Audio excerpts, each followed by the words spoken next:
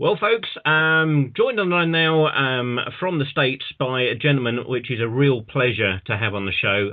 Been a fan of his work for far too many years to mention, and that gentleman indeed is Mr. Jon Oliva. Welcome to Rockposer Roulette. Hi, how you doing? Nice to be here. I'm doing very well, and how are you? I can't complain. Everything's going too good. Well, that's always a worry, isn't it? It usually is, because what follows something good is something bad. So, but everything's good so far. All good. Everyone loves the record, and I'm very happy about that.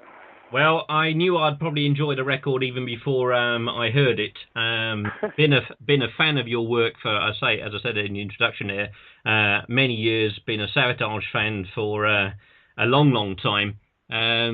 Well, I think the first track I actually ever heard with yourself on was Devastation off Hall of the Mountain King. I think it was played on, blimey, the Friday Rock Show, I think, way back then. And That's I thought, going back. Yeah, exactly. I thought, hang on, there's something here, and probably went out and bought the album on good old vinyl, of course, back in those days. Yeah, I miss vinyl. Well, I mean, people will moan and go, oh, God, he's off about vinyl again, because I seem to bring it up in every interview I do. Yeah. Well, this album's out on vinyl. They actually did release this on vinyl as well, which was nice of them. I like that. The vinyl looks really good. Oh, dear. That's some money coming out of my wallet, then. Yeah. I only got a chance to see you guys live once as Savatage, and that was at the Marquee Club. God, I love that place. What a history. Oh, yeah, I miss it so much. That was like that when we were staying there for the 8 months that we stayed there. That place was like, God. I used to go. We loved it there. It was a great place. I think it was almost a second home for me. I mean, when we were living there off of Baker Street for a while, boy, we were there almost every day that we weren't working, we were there. Well, I mean, people realise that, I mean, just digressing onto the Marquee for a minute, I mean, that when you're paying sort of probably, think back, well, I was paying in probably about £4 to see some really big bands. Yeah. And in quite an intimate surrounding as well. Yeah, I mean, it was just a perfect little venue that you could get really up close with everybody, and the crowd was always awesome there, man. Just great. Well, going on to, obviously, the new album, which is Raise the Curtain, for those of you who shamefully have not yet gone out and bought it. What's taken you so long to actually release a solo album? I think it just... I've been so busy, and and I went from the Savatage to the TSO thing, and then the Jon Oliva's Pain thing, and I mean, all really came from when we lost Matt. When Matt passed away, there was a couple months period where I was just, I didn't know what I wanted to do as far as the band goes anymore, because it kind of was like, losing Chris all over again. It was very similar, the way it happened so fast, and here I am again, stuck without a guitar player. And I just said, if I was going to do this, this would be the time to do it. And, that way I could think a little bit about what I wanted to do in the future and get the rest of Chris's music out. And I just thought the opportunity was now to do it. I'm not 25 anymore, so I figured, what are you waiting for? I don't think we can underestimate the writing and the work that you and Chris have done and did, obviously, before his very sad passing, because the pair of you as a team, just incredible writing. We had a chemistry, I think a lot of it was the fact that we learned music together, He was my baby brother, so he wanted to do everything that I wanted to. Our older brother was a lot older than us, so he was off on his own. So it was really just Chris and I, and we just learned together. We learned how to play guitar together, and he just happened to get a lot better than I was quickly. So I was just like, here, you play guitar and I'll play the bass. How's that? But we learned together. We learned from the same bands. We learned music from the Beatles, and we learned hard rock from Black Sabbath and Deep Purple, and all our favorite bands were the big, bands from Britain. Sabbath, Purple, Uriah Heep, ELP, the Beatles, the Who. Those are Zeppelin. Those are our teachers. So, and when you learn to play together, the chemistry just formed from a very young age. Well, I'd certainly say influence-wise, I mean, it's interesting there that you say Uriah Heep, because I can certainly hear a lot of their influences in your music. Oh God, I'm a huge Uriah Heep fan. Magician's Birthday album is one of my top 10 favorite albums. You know, that was a great band, and the live one that they did was also awesome. I loved Uriah Heep. Oh yeah, I'm a huge Heep fan. Saw him at Reading Rock Festival. I think it's probably one of the last times that you could actually call it a rock festival before it went all mainstream. But oh dear, memory-wise, my memory leaves me now. But their drummer before he left due to ill health used to be a neighbour of mine. Oh really? Yeah. Oh wow. The brain has gone. Forgotten the name. I met him. Lee Cresslake. That's it, Lee. Was it Lee Cresslake? Yeah, I met him drummer. at Reading in rather a drunken state, it has to be said. And then bumped into him some years later in our little corner shop round, and I thought, hang on, I know this guy. That's awesome. Man. Lovely man. Yeah, I've met them. I actually did a show with them, not too long ago. I think it was at the Bang Your Head Festival maybe 6-7 years ago, and they were on the bill, and I got to meet and hang out with them. We were smoking cigars with Andreas from Metal Hammer. The guys from Uriah Heep and me, we were just sitting there smoking these big cigars with the guy from Metal Hammer magazine. He brought a bunch of cigars, and that was a lot of fun. Going back to the new album, I mean, there's 11 tracks on it, but I'm hesitant to guess you could quite easily have doubled that. Oh yeah, well, I could have tripled it. I had a lot of material. You're going to release that material on another solo album soon?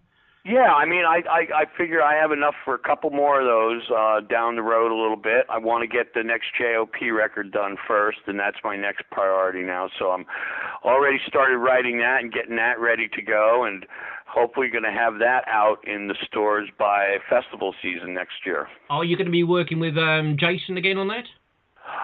I don't know yet about that. I mean, I'm really not sure how I'm going to do that yet. I'm still a little confused. I got my buddy Dan and my friend Chris Kinder, the drummer from J.O.P. They're my definite victims that I'm going to start off with, and then I'm going to go for it. Once I wear them down into nothing, then I'm going to move on from there. But it's all going to be good, though. Well, of course, you've got this terrible handicap of having the ability to basically play any instrument that's thrown at you. Yeah, but I like that, though, because that means it's cheaper. Are you doing any more with TSO, or I'm actually, when I hang up the phone with you, I am on my way to the studio to meet Paul out there. We have a studio here now in Florida that we built, and it's in a place called Wesley Chapel. And I'm on my way there the minute I hang up with you for another full day of fun and frolic. I've got to be said, that is one show I would love to see. I believe it only came over to the UK the once, and I can imagine just for the price and logistics alone, it must have been an absolute nightmare. Yeah, I didn't make it to that, but they are coming back. We are sending them back over in January.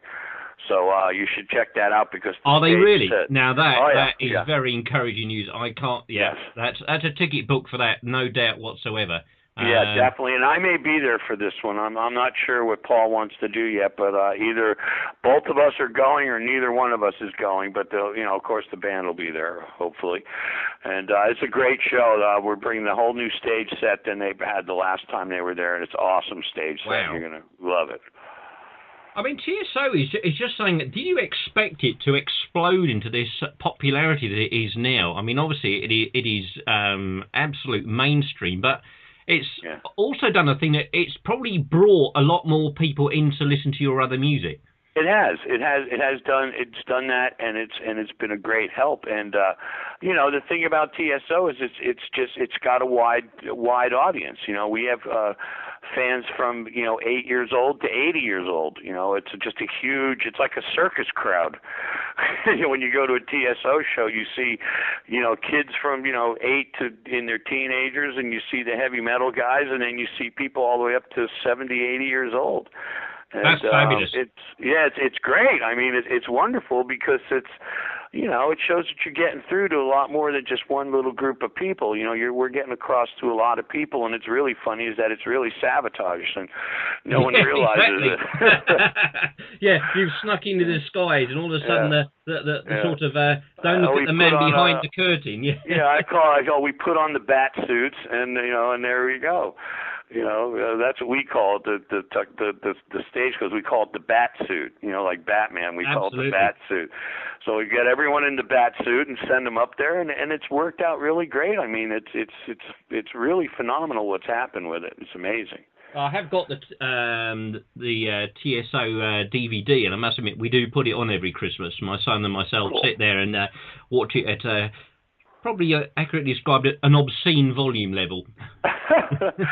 It's a great show. That whole thing he wrote, the story is great, and it's positive, and the music is good. The music it's quality music, and I think that's really why I think the thing is done so well, is because the music's good. It's not just a bunch of crap slapped together. We spend a lot of time on it. We spend a lot of time to modernize it and make it a little bit more appealing to everybody. Well, I mean, that video that comes on YouTube every Christmas, where the guy's done these computerized house lights to TSO. I mean, that is crazy. That is great. I mean, we don't really have that over here so much. Yeah, they do it at shopping malls here too. Now we have these shopping malls all around the country that do the Trans-Siberian. They light up the whole shopping plaza with the lights, and they have people come in the parking lot, and they sit there and they barbecue or whatever, and they watch the light show. Going all through the whole shopping plaza. It's amazing. I went to one last year. I couldn't believe it. Of course, no one knew who I was. I was just walking around going, I can't believe this is insane, man. This is great. Well, all of that, I've taken up probably more than enough of your time, because I know you've got 1,001 interviews. You're probably already sick to death of. But all I can say is it's been an absolute pleasure talking to you, John. Oh, thank you so much, man. I'm a huge fan, and I mean that from the heart. Well, I appreciate that very, very much. Loved all your music, and absolutely do love the new album, and already anticipating the new stuff. And you never know, we might catch up at TSO in January. You might see me there, my friend. Well, other than that, you take care of yourself, and my best to all your listeners, and thank you guys for enjoying the album. Thank you, John. Take care. All right. Take care. Bye-bye now.